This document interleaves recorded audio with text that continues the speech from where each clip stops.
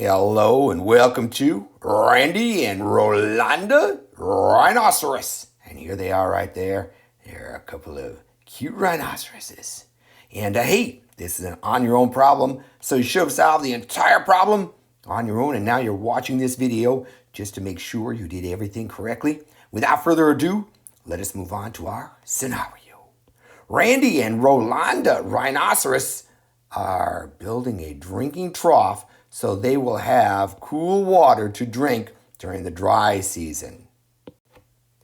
Randy and Rolonda will construct the bottom and walls of the trough out of metal and the top out of a leafy mesh that will let water through but not let the sun evaporate it. That's right, because the savanna on the African continent gets really hot and then the water all evaporates. So this will keep them drinking cool water all year long. They need to know how much metal and leafy mesh to buy. The net below represents their water trough. What is the surface area?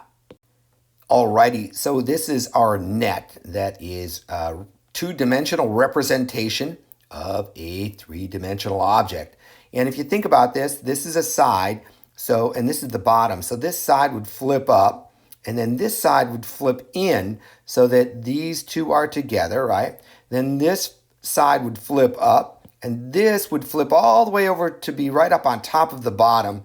That's your leafy top. And then this would turn in and be, this side would be against here, and this side would be against the bottom here. And that would create a rectangular prism, my friends. All right, so the very first thing we got to do is figure out what the lengths are of each side of each of these boxes here that are in the net. So let's go ahead and do that right now. I know that if this section here is 6.5, then all of these are also going to have to be 6.5. So let's go ahead and just write that in there. And I'm going to make this big and large. And I'll go 6.5. Oops, that's a 5. 6.5 and 6.5. Okay, perfect. All right, so now I need to start figuring out the other lengths. This is 8. That means this is also 8, right? So let's go ahead and just write 8 right here. Okay, and now if this is 8.5, it's going to come up across this because this is going to get turned in to there, right? So this corner will be right there.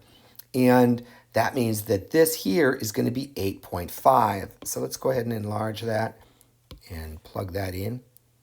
8.5, right? Perfect. All right, so now next I want to figure out what this length is. Well, if this tips up, so this side is up right here, this is matched up with this corner is matched up with that corner, right? And these two sides are touching. That means this side is going to be, when this gets folded up, it's going to be right across that one. So this is 8, so that means that has to be 8 as well. So let's go ahead and enlarge this and write 8 in there. Bam, 8, perfect.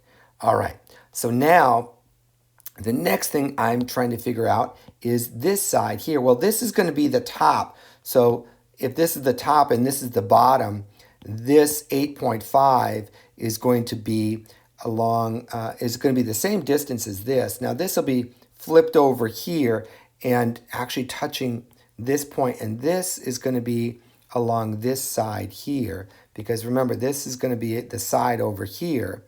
So this is going to be the top of the side, which is going to be along here. And if this is 8.5, that means this has to be 8.5 as well. Also, if this bottom is right here, the top's going to be just above it, and that's going to also have to be 8.5. So let's go ahead and mark that in as 8.5. 8.5, perfect. Love it. Now, if this here is 8.5, then that means this section here also has to be 8.5. So let's enlarge that, and we'll make this 8.5 right there. Perfect. And then since this is this is actually going to get folded this way, so this corner will match that corner. So this is going to be the same length as this. If this is 8, then this is 8, and that means this is also going to be 8. So let's go ahead and just plug in our 8 right there. And voila! We have all of our measurements. 8 by 8.5. This is 8 by 6.5. This is 8.5 by 6.5. 6.5 by 8. And 8.5 by 6.5. And 8.5 by 8. Alrighty, so I started with this side here, and I've got 8 times 8.5. So I put 8.5 times 8, and that's going to give me 68.0. Once again, 8 times 5 is going to give you 40. Drop your 0, carry your 4. 8 times 8 is 64, plus this 4 is going to give you 68. And then you got one loop-a-doop here, so one loop-a-doop here, and your decimal goes right there. So you get 68. Now this side here is then going to be 68. So I'm going to write that nice and big. And then if you notice, this side is going to be right here, right? Going up on this side. This side is exactly the same, 8.5 times 8. So this is going to be identical, right? So let's go ahead and just write 68 right there for that one as well. Bam, love it. So we've got 2 done. Now let's go ahead and do the 8 times 6.5, and I'll do that right up here. So let's make this bigger here, and we're going to put the 6.5 on top, and we're multiplying that by 8, and 8 times 5 is 40. Drop your 0, carry your 4. 6 times 8 is 48, plus this 4 here is going to give you 52, and then you've got one loop-a-doop here, so one loop-a-doop here, and your decimal goes right there. And voila, my friends, 52 is the answer. And once again, that's for the 8 times 6.5. So let's go ahead and just plug in the 52 for right there. Now, as you notice, this is 8 by 6.5. This is also 8 by 6.5. So we can plug another 52 right over here. So we're going to just plug in 52 right there. And now all we have left to do is the bottom right here and the leafy top right there. And for this one, we've got 6.5 times 8.5. So here we go. We're going to start with the 5 right here. 5 times 5 is going to give you 25. Drop your, I'm going to do this in blue. Drop your 5 and carry your 2. And then you've got 5 times 6, which is 30, plus this 2 is going to give you a 32. So you're going to drop the 2 and the 3. Then you're going to drop a 0, put an X in it, because this 8 here is a 1 in the ones column, not the tenths column, right? And we got to hold that place value.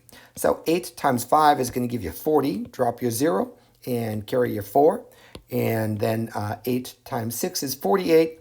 Plus this 4 is going to give you 52. So you're going to drop the 2 and the 5. And now you're ready to add these bad boys up. 5 and 0 is going to give you 5. 2 and nothing is going to give you 2. 3 and 2 is going to give you 5, and 5 and nothing is going to give you 5 once again. And then you got one loop-a-doop here, 2 loop-a-doop there. So you go 1 loop-a-doop, 2 loop-a-doop, and your decimal is going to go right there. And your answer is 55.25. Ba-ba-da-da. Perfect. All right, so let's plug that in there and there. And bam, there you have it. You've got 55.25 for the bottom and 55.25 for the top. So now all I have to do is add all of these up, and I will have my surface area for this net. But let's go ahead and use the doubling trick. So we'll take each of these numbers and double them and then add them together. Alrighty, and right here, my friends, I did the work for you. So you got 68 times 2. 68 times 2 is going to give you 136. Then you're going to add in the 52, the two 52s. 52 times 2 will give you 104. And then you've got the 55.25, and you got 2 of those. So multiply that by 2, and you get 110.5. Next, all you had to do was add all of that up. 136 plus 104 plus 110.5 will give you a grand total of 350.5 feet squared, and that is the amount of material that our two friends, that is correct, and their names are Randy and Rolonda Rhinoceros. And right there, my friends, is the amount of materials that they will need to purchase in order to create their water trough. Good luck to you, Randy and Rolonda. Hey, as always, if you made a mistake anywhere along the way, no worries at all, my friend. Pause that video, fix that mistake. That is your fastest way to learn. Until next time, I hope you have a fantastic day. I'll see you soon.